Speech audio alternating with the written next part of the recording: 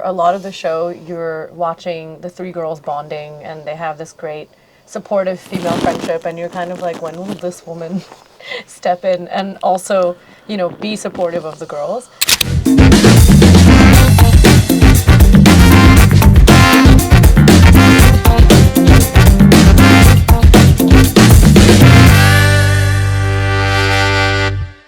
All right, guys. Couple of decades and some in the business. It's my first time interviewing Lisa Mishra. Isn't that crazy? And I'm thrilled. Big fan. How are you? I'm good. I'm very good. It's been a crazy last couple of weeks. I think dream last few weeks, for sure. Too much has happened, and I don't know where to put my focus in my brain anymore. Yeah, and we're going to chat a bit about that. But I have to say this. People would think because I play English music on the radio that I'm averse to music in other languages. But when your album dropped last year, and it's still on my playlist, I just love it. Thank you so much. It's a feel album. It's a feel album. It's a complete feel album. So I'm always crying. I'm always sad. So make some songs. And I actually hadn't heard it in a couple of months. When it first came out, there was a lot of it. And then you know what happens with listening. Then you go off it for a while. Yeah, of course. And I said, oh, hang on a second. She's coming into studio today. Let me drive from Andheri to here just listening to her so that I get a hang of it. And then I, of course, did the Call Me Bae songs too. So I've just gone through an hour of Lisa Mishra retrospective of her Doctors pop say work. it's highly recommended. 1 hour of Lisa a day. The reason she's primarily here is because she's done a terrific job in a Amazon Prime Video original series called Call Me Bae. Now, she's not Bae in the series. All of them are Baes, actually. Ananya Pandey, Niharika, Muskan, Varun. Great cast. Gur Fateh. I'm missing somebody. Vihan Samath. And the incredible Veer Das. Where was this side of you hiding? Did you do musical theatre in school? I did. You did? Okay. I did musical theatre growing up. I did theatre productions and stuff. It was always fun. I feel like anyone who knows me that knows I have a very big personality. And I have to put that energy somewhere. It's like, classic ADHD kid. And my parents were like, let her do whatever she wants. She needs to burn off all of this excitement every single day. So there was never any doubt I would end up branching out. I think the people who know me best were not surprised at all. I just have a very big theatrical personality, so I guess it's a matter of time. Yeah, and there's so many singers or songwriters I see featured in their own videos. And I'm going, look here, they have better acting chops than the model who's there. I mean, you don't say it openly, but you feel it, going, maybe he or she should be doing this. And in a way, performing in music videos, performing on stage, though it's an entirely different thing because you're not playing a character, you're still playing Lisa on stage or Lisa on video. Does it help? Does it set you up for... 100%. Yeah, it does. Especially, so I directed 2 of my music videos this year as well from my album. And sorry I'm late. Go check it out. And I remember, the technicality of being behind the lens as well. You end up using a lot of that when you're on the floors of creating a long format show or a film. But I'm really glad I had some practice, because if I had gone in completely blind, it would be very difficult. It's really daunting, especially when you're in a cast full of people who are incredibly experienced. Yeah. Everyone's done 5-6 different projects, and I was, the first time ever for me. So touch wood, I had some experience acting in general, but none at this scale or length. Well, just to fill you guys in, it's not a spoiler. The show's been out for a while. Go check it out. It's called Call Me Bae. She plays a TV producer, and she's actually a nighttime news television producer in one of those scandalous news programs. And Veer Das is the anchor. And might I add, her character is besotted with him. But I have to ask you this. I mean, you actually segued in very beautifully to this. All these other people are experienced in this department. Yeah. And Veer, with his thousands of stand-up comedy shows. Totally. And, with his wealth of experience. Especially also as an actor. As an actor, yeah. you need your co-artist to be kind. Yeah, And I know Veer to be a kind man. very much so. So talk to Yeah. me about performing with him, I because think a lot of your scenes, almost all of them almost are all with of them are with Veed, yeah. Or about Veed and me or something like that. He's always in the room. I think what I realized, I think I was going into it really scared because, like I said, I've never done anything like this at this scale. Our first scene together, one of the first scenes, sorry, is that confrontation that we have with each other Yep. after we have a very heated exchange. And I had a lot of hesitation going into it because there's a lot of, aggression, physical closeness, all of these things. And between every single take, he would stop and ask me if I was okay. It was so kind. It was very, and it's also just good hygiene, right? Professional hygiene, which is just to always be like, are you okay? Let me know if you're uncomfortable. I can step back. I can give you more space. Is it okay if I touch here?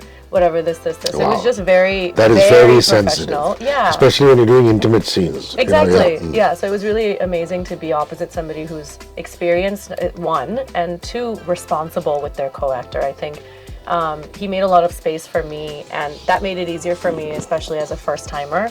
I feel a little spoiled because I had such a great experience the whole time. That there's just no notes. I would repeat that set and that cast opposite me for the rest of my life. I'd be very happy. I was just thinking, this show has so many strong women. I mean, in the face of it, you would think that your character, because I said she's besotted with Veer Das's character, that is a show of weakness, but it's not.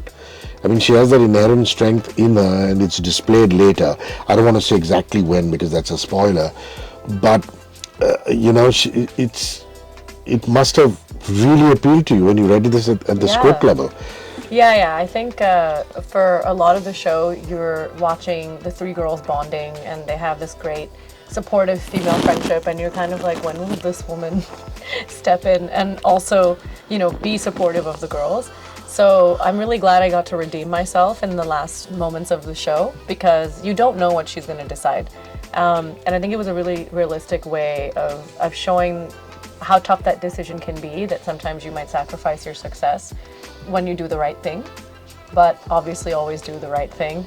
So I was really happy when I read the script and I knew that this was, the part I was auditioning for, because I get to be a very multidimensional and, fully developed person who has lots of depth. Like she has a career that she's trying to be great at. She's also juggling this toxic relationship. She's also juggling her responsibility towards these other girls as a mentor and as just another woman in the workplace who's been where they are. So you get to see a lot of different parts of this character, even though she's not on screen the entire show.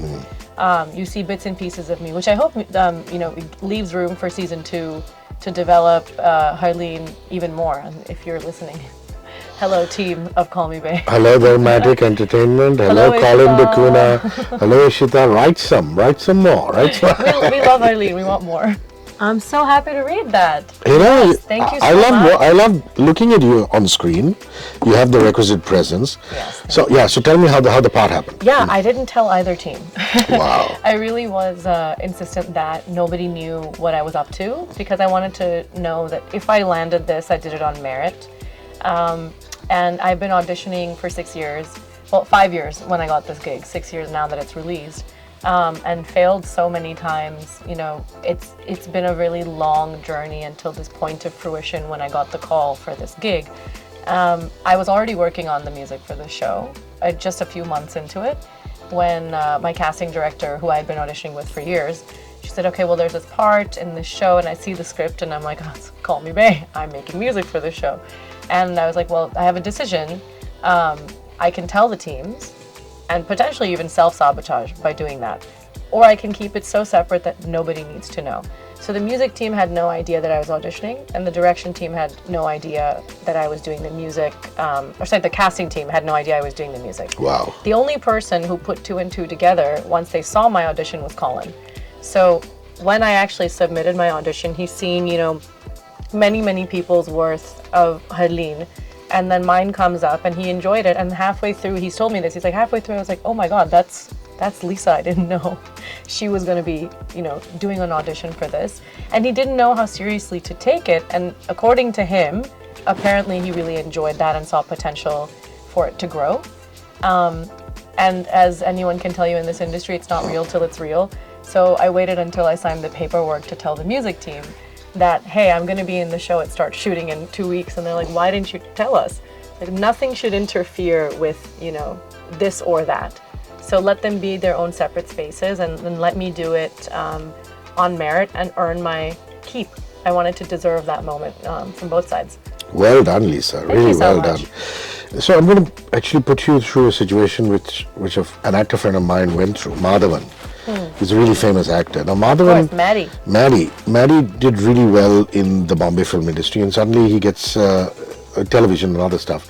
He gets a call from Mani Ratnam, and he moves down south, and he does his first big motion picture down south. And the first 5 years that he was there in Chennai, each time he'd come to Bombay, we would meet for a drink or just go out. And his constant thing would be, in Tamil Nadu, I'm not Tamil enough. And in Bombay, I'm not Hindi enough. Of course, it's changed now because he's been there for decades. Did you go through that initially? Do you still go through that? You're from Chicago, you come here, you're an Indian girl, you're not too Indian for India. And then you're in Chicago, you're not too Chicago for Chicago. I go through it all the time, guys. Whenever Mani Ratnam calls me and he says, I have PS3 for you, please come and do this. I'm like, what to do now? So I'm kidding. But no, I think one of the biggest challenges when I was doing this was to nail this Mumbaika accent. Because actually that's why I failed so many of my auditions across this much time. Was I wasn't believable enough as Indian, and then you get typecast as an NRI in everything you audition for, which doesn't expand your career at all. Of course, if there's a small role or some sort of an ancillary character and they need a few lines from somebody who has an American accent, sure, I can do that, but don't I want to push beyond that? So 5 years of getting those rejections was me also learning I wasn't yet ready, and I had to keep listening and learning how people here speak. And not having any accent when I speak in English with an Indian accent. I can't sound like this when I'm on a show convincingly playing, a girl who lives in Mumbai. And on top of that, this was the same in my music career as well. I had to get better at Hindi. I didn't speak Hindi before I moved here 6 years ago. So I'm fluent now because I made sure I was fluent, so I don't miss the emotion in a song. I don't miss the emotional notes on a script. All of that, I think, is a version of training as well. You have to nail that skill in order to be palatable and believable on screen. So it took time, but I totally get it. I was neither here nor there for a long time, and hopefully I've done a convincing amount of justice to Harleen on the show. Of course she has. Again, big plug here, Call Me Bae, go watch it, Amazon Prime Video. Let's come to the soundtrack now. It's really interesting, and I love this, that more and more independent acts are getting into mainstream Bollywood or non-Bollywood series. I mean, the Lord knows that musicians need to make more money. Yes. And the gig economy can't be the only one where you make money out of. The check's got to be in the mail. And the sooner you get to that, the better. And this is a duo, isn't it? The guys who did the music, Ru and Joe. So Ruel and Joash Benedict, Ru and Joe, they're my best friends. And we've been composing and producing together for years. So when I was sitting in a meeting with Azim, we were discussing the music for the show.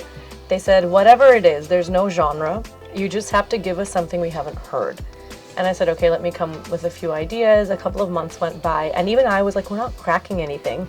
So I said, do you mind if I play you something that my friends and I made, which might be too far away from what you want for this show, but listen and see what you feel, which ended up being this song Yara Tere Bin, and they locked it immediately. Wow. So yeah, on the spot, Azim was like, this is going in the show, go and finish writing it, and come back when it's complete. So I think you need people like that have a belief in you, as like, up and coming artists and composers, because we are really lucky to be in an industry with huge names and legacy talents as far as music direction composition goes. But I'm excited that that's now becoming a younger generation and newer sound, and especially like a more global sound, because listenership has changed. I think we've we've become this great hybrid of what we know as Bollywood and Indian music, and blended with the rest of the world, which is like me as a person put to sound. So there are two versions of the song. There's a reprised version, which is like a nice soft version. This is a soft song in any case. And then there's the main version. The more like intense synth version. When did you guys decide you want another version of the album? That's Azim because he just knows music. When we made the first version was the one that's the original, the non-reprise, and they were thinking about, we need a sort of thematic element tying the sound of the entire show. So you hear actually 5-6 versions of this song throughout. There's some that are instrumental. There's actually a section in the very first episode where she's at this debutante ball and they're doing this dance, and there's a symphonic version of Yara Tere Bin as well. So we've made so many iterations of that he was like, actually, you should just make an official reprise version as a sort of slower theme for softer moments in the show. And that's how the second version came to be. But that's all Azim. He's got a vision, I think. Every time he goes into soundtracks and films, he knows exactly what sound goes in which section of the film. Sing me the chorus, please. Teri jo yadein sataye up all night. Teri jo yadein tere bina main सब खोने लगी हूँ क्यों है ये तेरे बिना मैं सब खोने लगी हूँ क्यों है ये यारा तेरे बिन कैसे कटे दिन. Okay, listen, I'm going to run you through. You're probably already familiar with all her Bollywood catalog, Chandigarh Mein, Vakra song, what is that, Tarifa, yes. All those songs. But I am going to tell you I highly advocate that you start streaming or pick up this album called Sorry I'm Late. It released this year. It's an entire album of very intimate material. Yeah. And I love this song called Lonely. The album starts with it. There's another one called Saza. And what's the other one? Yeah, the love song, the one with Charan. Yeah. So those are my personal recommendations. My favorite songs. Oh, those are lovely. So please go and get that. And also, I've asked Lisa to send me some of her English material. So you will start hearing it once music manager Kobar Mobajina bungs it into the RCS system. Running Back to You, which is her with Anish Sood, Balenciaga with Akash, and there's one called The Cure with Shirul. And these are all very dated? Few years? Which is the most recent one? The most recent is Balenciaga that came out last year. The Cure came out also last year. Running Back to You is actually my favorite, but it's, it came out in 2020, and it's this really great house song. Lovely. And I love house music. So it's timeless. I feel like you can listen to that even now. It's just so good. Mm-hmm. Balenciaga sounds like exactly what it's supposed to sound like. Yeah. Which is consumerism. Absolutely. Is that your favorite brand or Akash's favorite brand? It's I think it's Akash's favorite brand for sure. And The Cure, what is it that you can tell us about that? The Cure was really great to do. Shah and I are really, really close. We're best friends as well. I only make music with my friends, as it should be.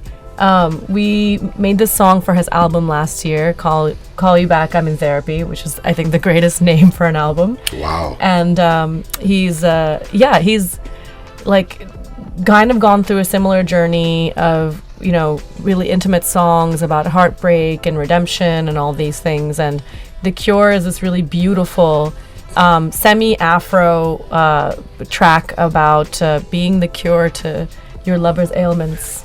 Beautiful. So I know you get asked this a lot. When you were a kid, growing up in Chicago, there's obviously a lot of Indian influence, in terms of the family and friends and the extended community. And I'm sure you heard enough of Shreya and Sunidhi and Sonu, and they're so wonderful. I saw them on tour too, because they used to come a lot. Yeah. They still do. They still do. But on the other end of the spectrum, to me, what is of interest is Chicago is the home of the blues. Yes. Did you ever get into blues music? I was in a blues band. Oh! I have a whole blues album out. Why didn't you play the Mahindra Blues festival? I haven't done the blues since 2015. It's been a long time. So What's the album called? I should go check it out. It was our self-titled eponymous album called The Sly Devils. Was that what the band was called? Yeah, it was what a cool really name. like that. Yeah. The Sly Devils. Yeah, plug my band from college. It was really good. But it was a really fun few years of being the lead in a blues band. It was all boys and me. Obviously in Chicago you have so many big genres that were born out of one city. You have house music is from Chicago, of course. Blues, of course, and a hotbed of jazz as well. A huge independent hip hop and rap scene. Obviously, you have people like Kanye West, who's from our scene, Chance the Rapper, Chief Keef, all of these people. So it's a very musical upbringing. I think you get spoiled in Chicago with music. Who's the one in the family who said, Lisa, you can do this?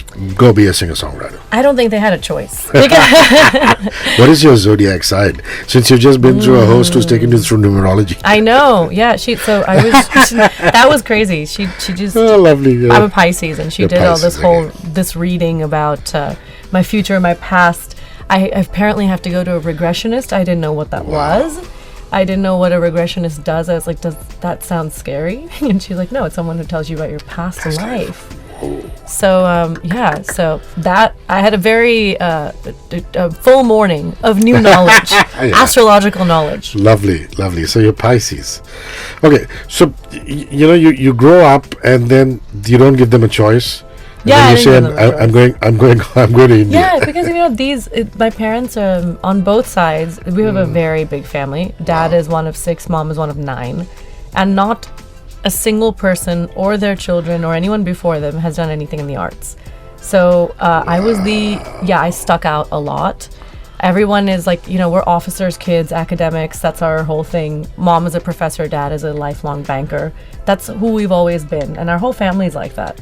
So they were like, she's different.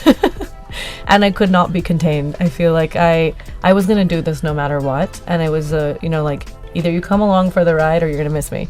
So Professor Mishra teaches what? My mom is an English PhD. So she used to teach English and linguistics. That was her forte.